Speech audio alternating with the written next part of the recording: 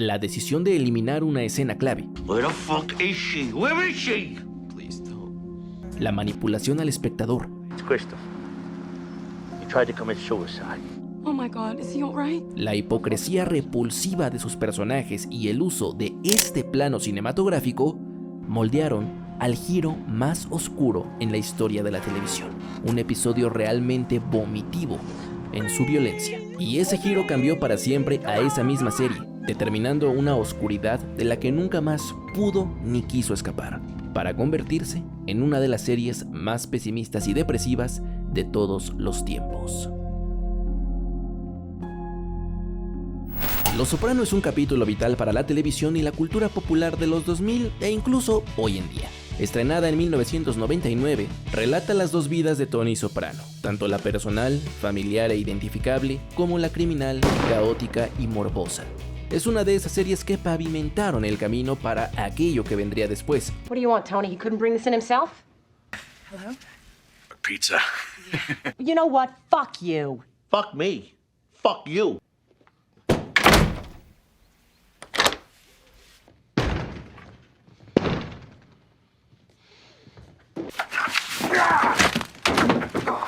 Los Soprano es una serie con muchas tónicas y que además sabe separar los dos mundos que coexisten en ella. Por un lado tenemos la cercanía humana e identificable de los dramas familiares de cada episodio, comunes y entrañables. Y por otro lado tenemos la crudeza y desensibilización de sus tramas criminales, donde la violencia y el mal pueden ser tan despreocupados que en ocasiones son hasta cómicos. You're not gonna believe this. He killed 16 Czechoslovakians. Guy was an interior decorator. His house looked like shit. Y es en ese contraste que vemos verdades más profundas, hipocresías, negaciones, ironías potentes y sobre todo, al final de cuentas, injusticias y fuertes sensaciones pesimistas. Como aquel episodio de la tercera temporada, University, en que vemos una alternancia sutil entre la vida de dos mujeres de la misma edad y cercanas al protagonista. Meadow, la hija universitaria y consentida de Tony Soprano, yuxtapuesta a Tracy, una bailarina del Bada Bing, el club de Tony, la cual es amante de uno de sus más terribles capitanes, Ralph Cifaretto. Este intercorte de personajes durante el episodio nos muestra la moralidad y humanidad selectiva en sus personajes. Mientras una es retratada con cercanía, respeto, explorando su sexualidad y romance de clase media alta en una intimidad cálida y típica de una joven adulta de su contexto, resguardada en este lecho familiar en el que tanto nos identificamos, la otra es vista como mercancía y su propia miseria e inocencia resulta estorbosa e incómoda para el protagonista, especialmente cuando se vuelve un objeto de conflicto con su capitán. What am I looking at? My teeth. I got braces. What do you want, a parade? Oh, what I tell you about fraternizing? I'm not. I was just showing Tony my braces. Yeah? Well, I didn't shell out 3 crackers for you to be modeling your teeth. Get to work. Anything else?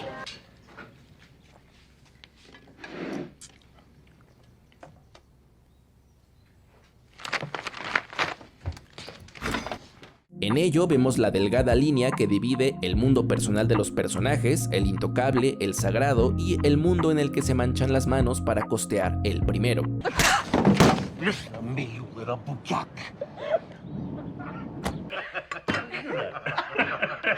Then I go to pour the milk and the carton is empty. El episodio nos muestra además una verdad de clases nada agradable y nos resalta una constante en la serie, la violencia que sus mujeres viven todo el tiempo, siendo precisamente, para fines de ironía de ese episodio, que la mujer menos violentada en toda la serie es la propia Meadow Soprano. Nos muestra la coexistencia de dos verdades paralelas en las cuales sus personajes transitan cambiando su moralidad selectivamente, y ese es el único propósito del episodio, señalar que existen, confiándote la conclusión una vez ruedan los créditos.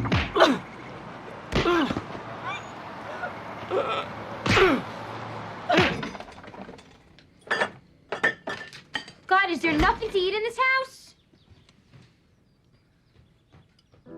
Los Soprano se va desgastando temporada tras temporada con episodios como este, y cada temporada se acerca más a romper una máxima inquebrantable. His family comes before everything else. Everything. Esta idea, como dije, es recurrente en toda la serie y jamás fue un tabú per se en el sentido temático, pero es que al mismo tiempo sí lo es. Y es que todo en esta serie, como los valores, la ética y lo que dicen y hacen los personajes, es pura contradicción. Y es que la forma en que el espectador cambia de tonos, mundos y acciones de personajes que se contradicen entre sí, especialmente cuando se trata de Tony Soprano, se experimenta como una manipulación del tipo gaslighting, la cual se define como un tipo de abuso psicológico en el que se niega y juega con lo que la víctima de dicho abuso, o sea nosotros, consideramos como verdad. Y llega un punto irreconciliable para nosotros expectando esta manipulación. Long Term Parking, episodio 12 de la temporada 5, representa esa línea sin retorno para la serie, tratando de manera directa y cruel el siguiente dilema. For your wife, and your children, and your mother, and your father. It's a thing of honor. Cuando las cosas se pongan serias, ¿a quién van a escoger? ¿A la familia o a la familia? Este episodio es uno de los más desgarradores de la serie y la televisión, no porque presente un manejo sentimentalista de la situación que expone, sino porque muestra el peor lado posible de su mundo y sus personajes. Este episodio se cuenta en 3 hilos.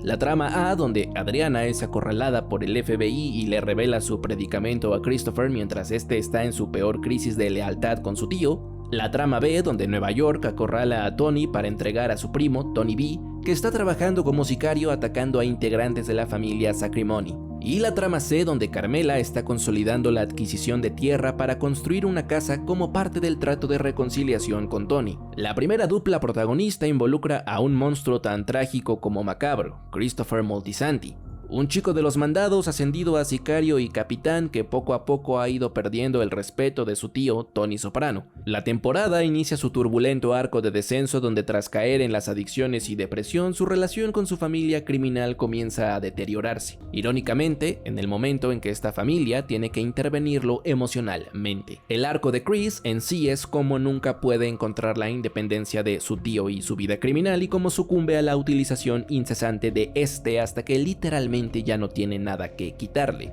Este episodio es particularmente catártico porque aquí se materializa, se concreta la decisión trágica del personaje, muy similar y reflejando a la que simbólicamente ocurre muchas temporadas antes. Una decisión que le perseguirá hasta las últimas de sus escenas. Narrativamente la crisis estalla en un momento de suma inestabilidad en la trama. Christopher pierde toda la fe en Tony, tal cual se lo expresa a Adriana, y ella es absolutamente acorralada y manipulada por el FBI. Sin más opción y entre dos paredes, es entonces que toma la decisión de confiar en su instinto y en el amor de su vida. Oh my God, what are we gonna do?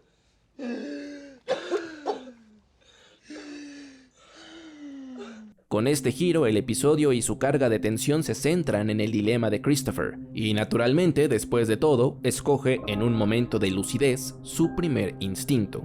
Por supuesto, huir con su amada. Los Soprano usa frecuentemente el recurso del plano subjetivo para que sus personajes se expresen ante nosotros, un plano que se usa para romper la distancia entre el espectador y los espacios delimitados por las puestas en escena y que nos inmersa en su propia perspectiva. La serie en particular lo usa para compartirnos el tren de pensamiento de los personajes mediante códigos previamente establecidos y condensar así ideas complejas en representaciones visuales concluyentes. Y este es uno de los usos más importantes en toda la serie del recurso, pues a partir de aquí el episodio nos va a comunicar mediante estos planos todas las siguientes escenas. Chris, desde un plano que establece su lujosa camioneta, ve una vida a la que no pertenece, a la que no está acostumbrado, a la que no está dispuesto a sucumbir.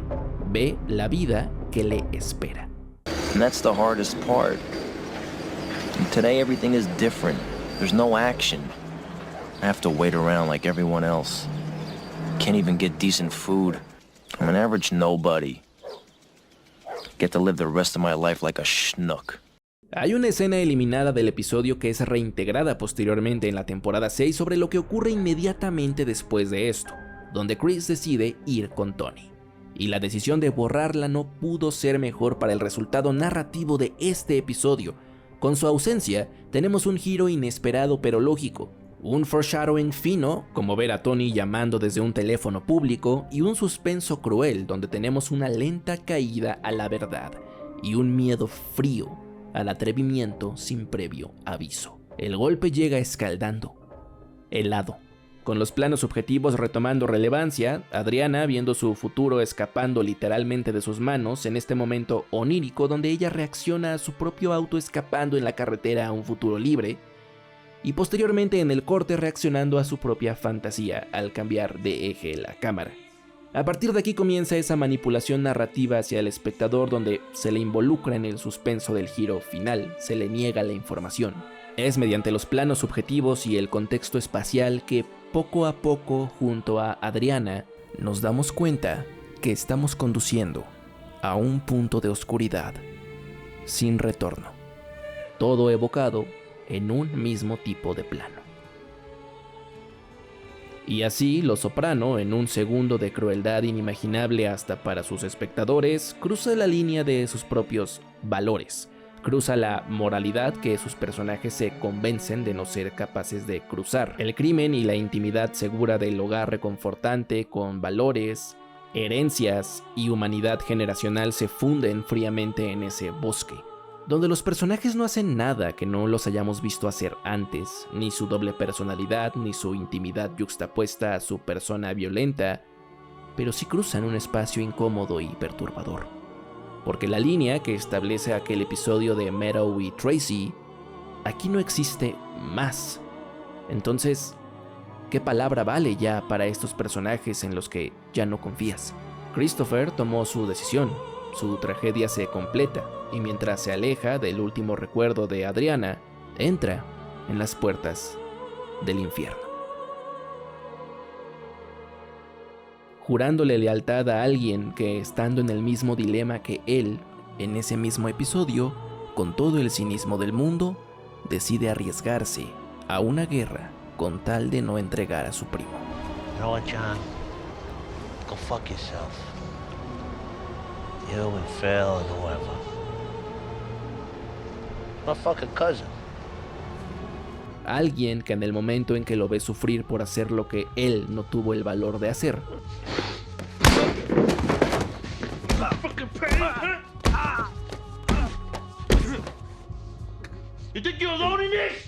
porque esa es la naturaleza de Tony Soprano, vivir en una victimización hipócrita y repulsiva, disfrutando de una intimidad familiar materialista y superficial que, es claro hoy como nunca antes, está construida en la sangre ajena, con valores que nunca existieron, en la hipocresía más vomitiva, escondiendo detrás a una persona que no sostiene ningún tipo de sentido o justicia moral, y cuyo mundo constantemente le da la razón, y te dejan solo con esa verdad pesimista y cínica.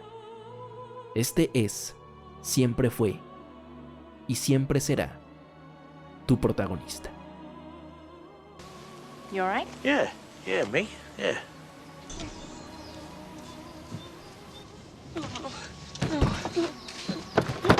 To my family.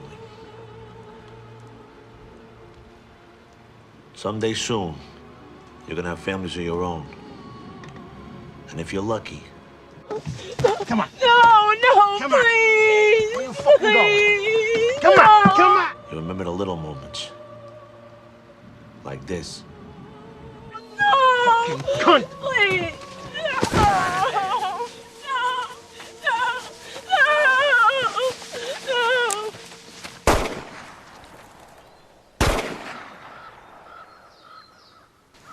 Absolutely.